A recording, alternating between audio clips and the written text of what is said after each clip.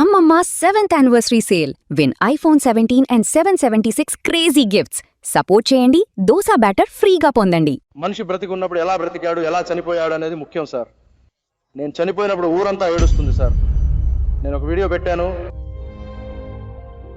అందులో ఇన్ని రోజులు నేను సర్వీస్ చేశాను, నా జీవితంలో రాజకీయాలు ఎలా వచ్చాయి, ఇవన్నీ మీరు వీడియోలో చూసి ఉంటారు. రాజకీయాల్లోకి రావాలా వద్దా అని నేను ప్రజలను అడిగాను. చాలా కామెంట్స్ చూశాను. నేను చిన్నపిల్లల నుండి వృద్ధుల వరకు అందరూ చాలా ప్రేమగా రండి, మీరు రాకపోతే ఇంకెవరు వస్తారు అని అన్నారు. కొంతమంది యూత్ అయితే తిడుతున్నారు, ఏం ఆలోచిస్తున్నారు, మీరు రండి అన్నయ్య అని. అలా వాళ్ళు ప్రేమగా పిలుస్తున్నారు. చాలా సంతోషం. నేను ఒక నిర్ణయం తీసుకున్నాను. అది త్వరలో నా అభిమానులందరినీ పిలిచి మా అమ్మని ఆ స్టేజ్ మీద కూర్చోబెట్టి ఒక మంచి నిర్ణయం తీసుకున్నాను. అంతా మంచి జరుగుతుంది. రావాలంటే రావచ్చు కదా, ప్రజలను ఎందుకు అడుగుతున్నారు అని చాలా మంది అడుగుతున్నారు. ప్రజల తీర్పే మహేష్ తీర్పు అని ఎందుకు అన్నారు? ఈ ఒక నెల నుండి నేను చూస్తూనే ఉన్నాను సార్. ఈ ప్రభుత్వం ఏం చేస్తుంది, వాళ్ళ కార్యకలాపాలు ఎలా ఉన్నాయి అనేది మీ ప్రశ్న. నా వరకు అయితే చాలా బాగుంది, సూపర్గా ఉందని చెప్పొచ్చు. ఇప్పుడు మనం ఒక కొత్త ఏరియాకి వెళ్ళి ఒక అద్దె ఇంటికి వెళ్తున్నాం అనుకోండి.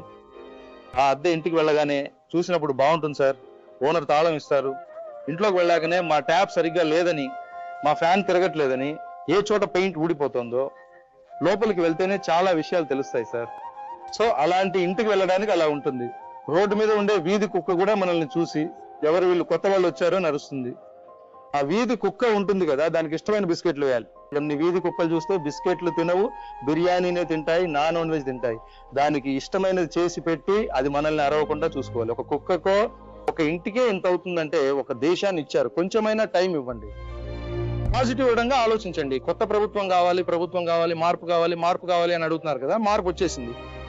మార్పుకు కొంచెమైనా టైం ఇవ్వద్దా? ఒక అద్దె ఇంటికి మనం ఇంత కష్టపడాల్సి వస్తుంది. ఒక ప్రభుత్వం అది కొత్తగా ఇచ్చారు. సో నా వరకైతే వాళ్ళు కొంచెం టైం ఇస్తే మంచిదని అనుకుంటున్నాను. సజిని ఆయనతో ఏమైనా మాట్లాడారా, సంభాషించారా? ఆయన ఆశీర్వాదం లేకుండా నేనేమి చేయను సార్. ఆయన ఆశీస్సులతోనే ఇవన్నీ చేస్తున్నాను.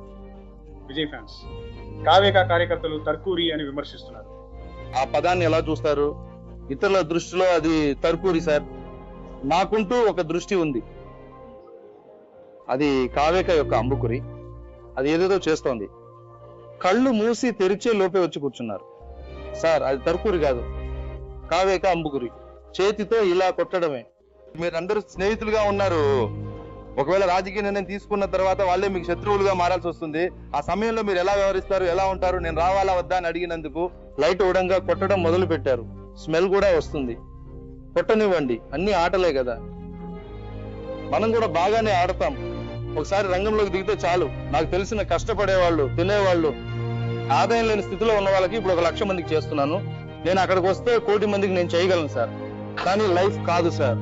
బ్రతికినప్పుడు మనిషి ఎలా బ్రతికాడు, ఎలా చనిపోయాడు అనేది ముఖ్యం సార్. నేను చనిపోయినప్పుడు ఊరంతా ఏడుస్తుంది sir. Thank you so much.